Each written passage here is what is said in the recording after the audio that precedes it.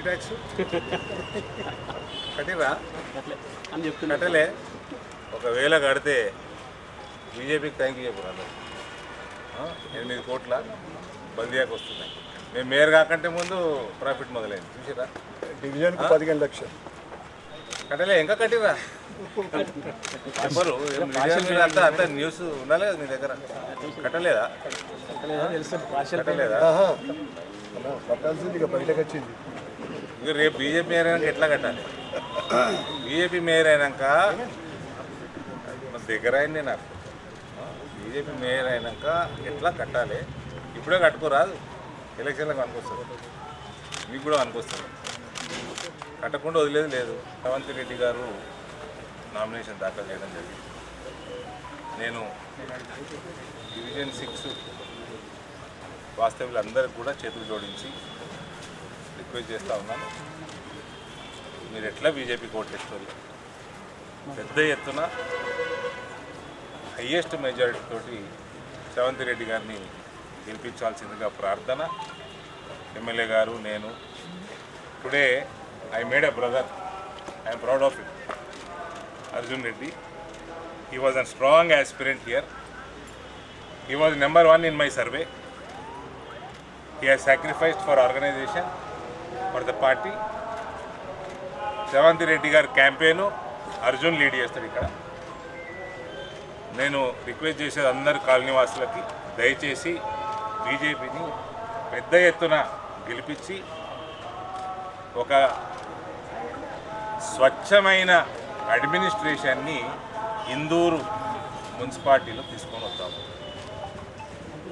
స్వచ్ఛమైన అడ్మినిస్ట్రేషన్. ఇవాళ యూజీడీ పని అయితే లేదంటే, ఇవాళ డ్రైనేజ్ సిస్టమ్ కానీ, రోడ్లు కానీ, క్లీన్లీనెస్ కానీ, హైజీన్ కానీ, ఇవన్నీ కూడా అధోగతి పాలన అయిందంటే కేవలం అవినీతి వలనే అయింది. మనకేం ఆమ్దాని తక్కువ లేదు, అవినీతి వలనే అయింది. అవినీతి రహిత మన మున్సిపాలిటీని చేసుకుందాము. భారతీయ జనతా పార్టీని అన్ని వార్డులలో బీజేపీ అభ్యర్థుల్ని పెద్ద మెజార్టీతోటి గెలిపించాల్సిందిగా నేను మనస్ఫూర్తిగా కోరుతా ఉన్నా. ఏ కార్పొరేటర్ కూడా ఏ వార్డులో కూడా నయా పైసా కరప్షన్ చేయకుండా చూసే బాధ్యత నాది. ఇదివరకు ఏమైనా పొరపాట్లు అయ్యి ఉంటే చేసిన వాళ్ళని, అయిన వాళ్ళని, వాళ్ళని ఎక్కడ పెట్టాలనో పార్టీ అక్కడ పెడుతుంది. ఇవాళనో రేపో రామచంద్రరావు గారు టికెట్ డిక్లేర్ చేసినప్పుడు మీ అందరికి తెలుస్తుంది. ఎవరున్న క్యాండిడేటు ఏ ఒక్క మనిషిని, ఏ ఒక్క ఇందూరు వాసిని ఇబ్బంది పెట్టకుండా కరప్షన్ ఫ్రీ సిస్టమ్ నడిపించే బాధ్యత మాది. మన ఐక్యతే మన భద్రత. భారత్ మాతాకి జై. రేవంత్ రెడ్డి గారు మరియు 23వ డివిజన్ నుండి మల్లేష్ యాదవ్ గారు, మరి మల్లేష్ యాదవ్ గారు నామినేషన్ వేయడం జరిగింది. ఇందూరు నగరం అంతా కూడా ప్రజలు మన ఇందూరు, మన మేయర్, రాబోయే మున్సిపల్ కార్పొరేషన్ ఎన్నికల మీద తర్వాత కార్పొరేషన్ మీద భారతీయ జనతా పార్టీ జెండా ఎగరబోతుంది. గతంలో 3 డివిజన్లతోటి మనం మిస్ అయినా ప్రజలందరూ కూడా భారతీయ జనతా పార్టీ అంటే అభివృద్ధి కావాలంటే భారతీయ జనతా పార్టీ కోరుకుంటారు. ఎక్కడ ఎన్నికలు జరిగినా మన ఇందూరుకు ఆనుకొని ఉన్న మహారాష్ట్రలో మనం చూసాం. ఇక్కడ కూడా గత 7 సంవత్సరాల నుండి ఎంపీ గారు మరియు నేను 2 సంవత్సరాల్లో అయిపోయింది. ఎక్కడ ఒక రూపాయి అవినీతి లేకుండా వారి పరిపాలన అభివృద్ధి, మా ధ్యేయమంతా కూడా నియోజకవర్గాన్ని అభివృద్ధి చేయాలా, ప్రజలకు సేవ చేయాలా, డెవలప్మెంట్ చేయాలని ఒక కాన్సెప్ట్. ఇక్కడే 12 సంవత్సరాల నుండి కేంద్రంలో భారతీయ జనతా పార్టీ అధికారంలో దేశం ఎట్లయితే అభివృద్ధి జరుగుతూ ఉందో తెలంగాణ ప్రజలు కూడా రాబోయే అసెంబ్లీలో డబుల్ ఇంజన్ సర్కార్ని కోరుకుంటా ఉన్నారు. అంతకన్నా ముందు ఇందూరులో ట్రిపుల్ ఇంజన్ సర్కార్ రాబోతారు. భారత్ మాతకి జై. పార్టీ ఆదేశానుసారం 6వ డివిజన్ ప్రజలు, కార్యకర్తలు మరియు నాయకుల అందరి ఆశీర్వాదంతో నేను ఈరోజు 6వ డివిజన్ కార్పొరేటర్ అభ్యర్థిగా నామినేషన్ వేయడం జరిగింది. నగర పాలన నాకేం కొత్తేం కాదు, మీ అందరికీ తెలుసు.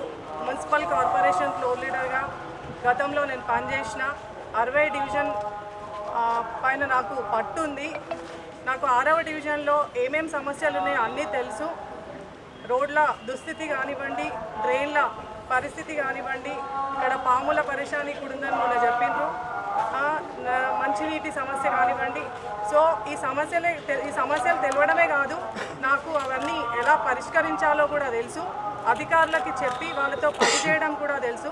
సో నేను 6వ డివిజన్ ప్రజలందరికీ విన్నవించుకుంటున్నా, మీరందరు నా పైన నమ్మకంతో నాకు ఓటు వేసి అత్యధిక మెజారిటీతో గెలిపియండి అని చెప్పేసి నా విన్నపం. నా పైన నమ్మకంతో నాకు ఈ అవకాశం ఇచ్చిన పార్టీ పెద్దలందరికీ కూడా నేను ధన్యవాదాలు తెలియజేస్తున్నాను. Thank you.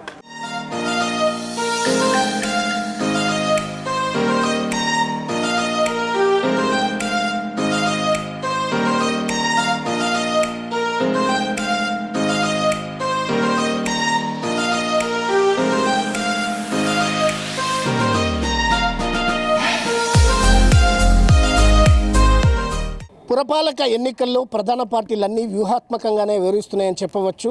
ఏదైతే ఉమ్మడి నిజామాబాద్ జిల్లాలో అటు నిజామాబాద్ కార్పొరేషన్తో పాటు బోధన్, ఆర్మూర్, అదేవిధంగా భీమ్గల్, కామారెడ్డితో పాటు ఎల్లారెడ్డిలోని పక్కనే ఉన్న బిచ్కుంద, తర్వాత బాన్సువాడ, ఈ అన్ని పురపాలికల్లో ఈరోజు నామినేషన్ల గడువు 5 గంటలకు ముగుస్తోంది.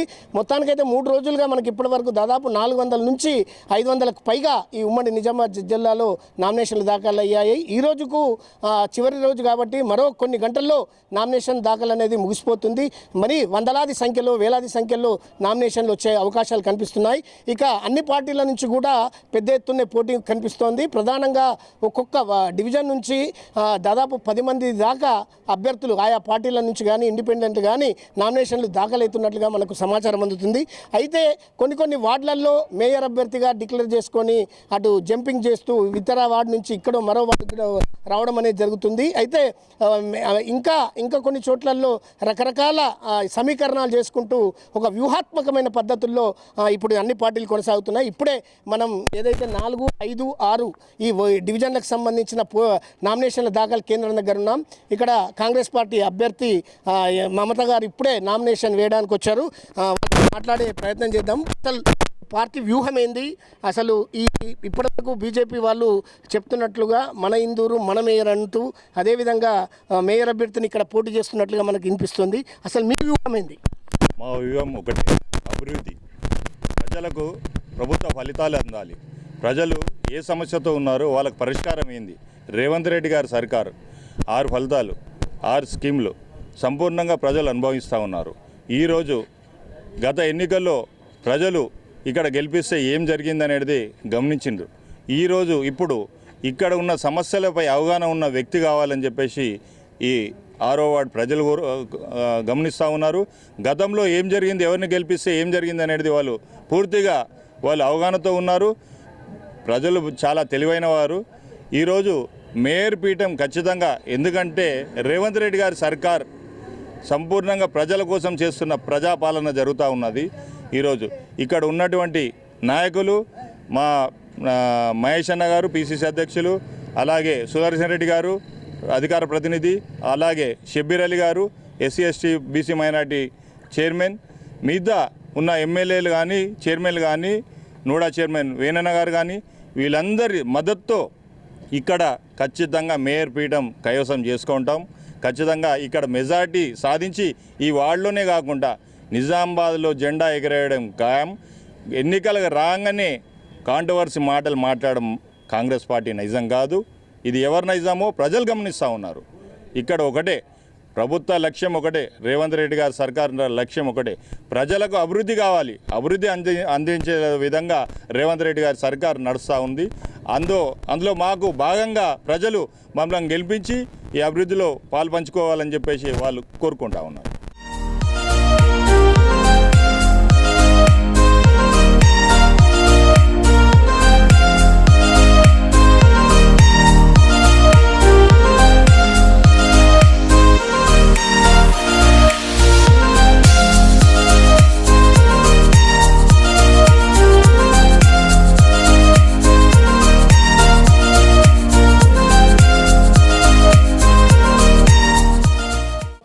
నామినేషన్ల గడువు ముగుస్తున్న మరికొద్ది గంటల్లోనే నామినేషన్ల దాఖలు ముగుస్తోంది. ఆ క్రమంలోనే అన్ని పార్టీల అభ్యర్థులు కూడా పెద్ద సంఖ్యలో తరలి వస్తూ నామినేషన్లు దాఖలు చేస్తున్నారు.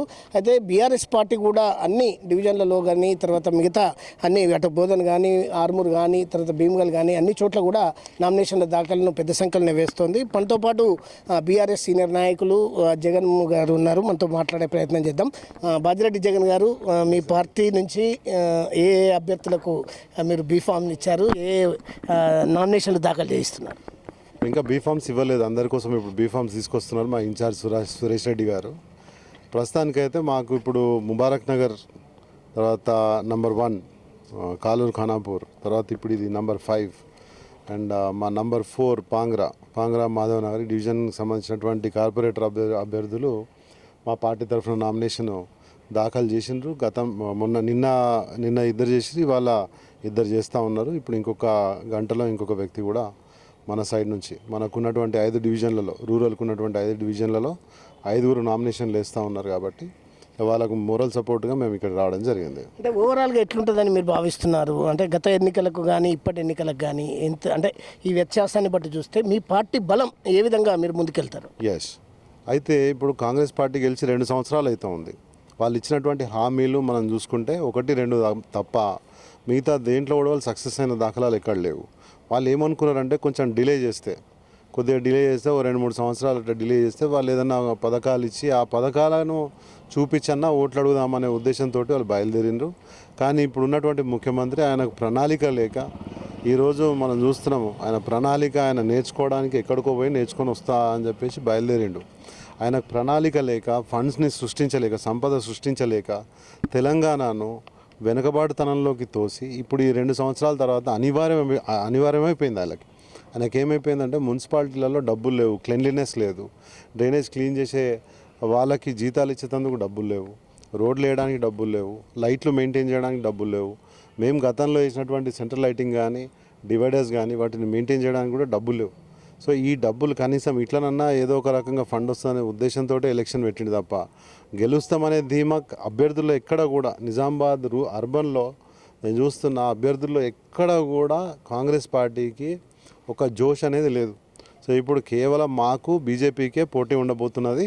ఖచ్చితంగా దీంట్లో బీఆర్ఎస్ పార్టీకి సంబంధించినటువంటి అభ్యర్థులు ఎవరైతే గెలుస్తారో వాళ్ళే రేపు మేయర్ స్థానానికి కీలకంగా వ్యవహరించబోతున్నారని చెప్పి మేము గట్టిగా నమ్ముతా ఉన్నాం. ఇది మా కాన్ఫిడెన్స్.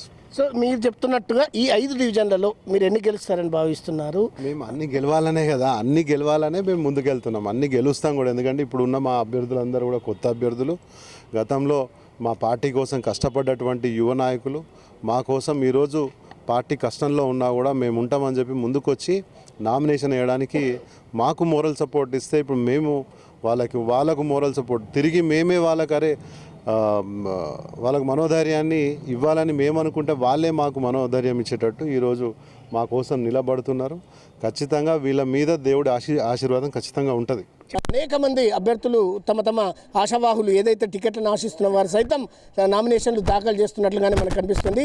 అన్ని ఏదైతే నామినేషన్ల సెంటర్ల వద్ద పెద్ద సంఖ్యలోనే ఏదైతే అభ్యర్థులు కానీ వాళ్ళ అనుయాయులు ఇంకా వస్తున్నట్లుగానే కనిపిస్తోంది. ఈ 5 గంటల వరకు వచ్చే నామినేషన్లు, తర్వాత 2వ తారీఖు బీఫామ్స్, ఇవన్నీ వచ్చిన తర్వాత ఆ క్యాండిడేట్ల ప్రచారం కూడా 3వ తేదీ ఉపసంహరణ అయిన తర్వాత 4వ తేదీ నుంచి 9వ తేదీ వరకు మొత్తం ప్రచార నిర్వహణ అనేది జరుగుతుంది. ఈ ప్రచార సరళిని బట్టి తర్వాత 11న ఎన్నికలు జరిగిన అనంతరం ఏదైతే 13వ తేదీన తుది ఫలితాలు ఫలితాల ప్రకటన తర్వాత మేయర్ అనే ఎన్నిక కూడా కొనసాగుతుంది. కాబట్టి ఈ పురపాలిక ఎన్నికల్లో పోటాపోటీగా త్రిముఖ పోటీనే మనకు ఇస్తుందనేది చెప్పవచ్చు. అటు కాంగ్రెస్ పార్టీ కానీ, తర్వాత ఇటు భారతీయ జనతా పార్టీ కానీ, ఇటు టీఆర్ఎస్ పార్టీ కానీ గట్టి పోటీనే, అన్ని వార్డులలో కూడా గట్టి పోటీగానే ఇచ్చే అవకాశాలు కనిపిస్తున్నాయి. కెమెరా పర్సన్ ఉదయ్తో కలిసి అంగ్రేక్స్ల సాయిలు, S6 న్యూస్, నిజామాబాద్.